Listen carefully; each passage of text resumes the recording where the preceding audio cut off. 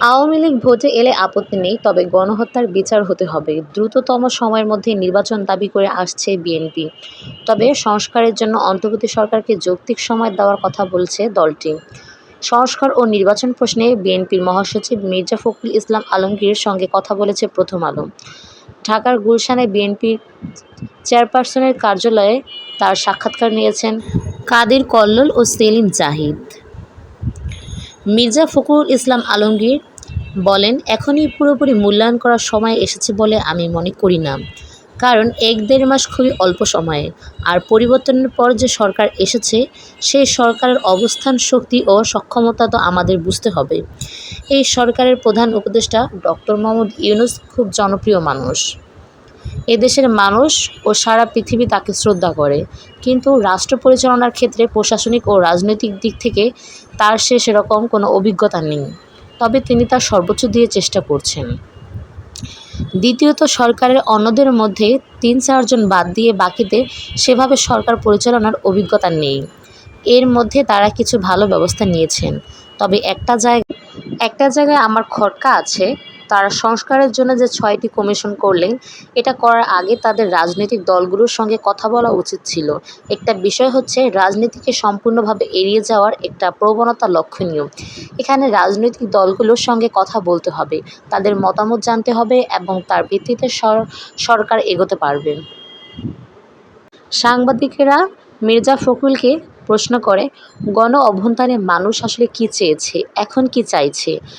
মির্জা ফখরুল বলেন, মানুষ প্রাথমিকভাবে চেয়েছে আওয়ামী লীগের পতন। কারণ আওয়ামী লীগ দীর্ঘ ১৫.৫ বছর রাজনীতি ও অর্থনীতি একেবারে ধ্বংস করে দিয়েছে, প্রতিষ্ঠানগুলোকে ধ্বংস করে দিয়েছে। সেজন্য মানুষ আর্থসামাজিক ও রাজনৈতিক পরিবর্তন চেয়েছে। সরকার বলেছে যে ইনসাফের রাজনীতি বা সাম্য রাজনীতি চালু করব। আমরাও বলছি, আমরা সংস্কারের ৩১ দফা দিয়েছি। সরকারের কাজ দৃশ্যমান হতে হবে। এছাড়াও সাংবাদিকরা তাকে প্রশ্ন করেন, আওয়ামী লীগের দীর্ঘ শাসনের পতন ঘটাতে আপনারা পারলেন না, ছাত্ররা পারলেন কীভাবে? মির্জা ফখরুল উত্তরে বলেন, এটা সঠিক নয়, আমি এর সঙ্গে একমত না। আমরা রাজনীতিকেরা পুরো ক্ষেত্রটা তৈরি করেছি।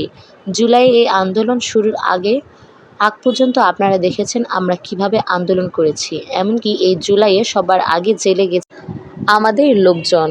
যেদিন এই আন্দোলন শুরু হয়েছে, তার পরের দিন ঢাকা শহর থেকে বিএনপির জ্যেষ্ঠ নেতা আমির খসরু মাহমুদ চৌধুরী, নজরুল ইসলাম খানসহ আমাদের ৯,০০০ লোককে গ্রেপ্তার করা হয়েছে।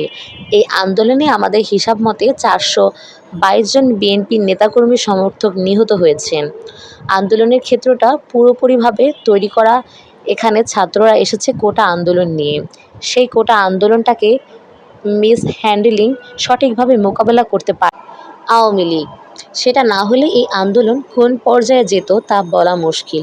তবে হ্যাঁ, ছাত্রদের একটা সুবিধা আছে, যেটা আমি বারবার বলেছি, যে তরুণরা, যুবকেরা, ছাত্ররা এগিয়ে না এলে কখনই এই আন্দোলন চূড়ান্ত পর্যায়ে যাবে না।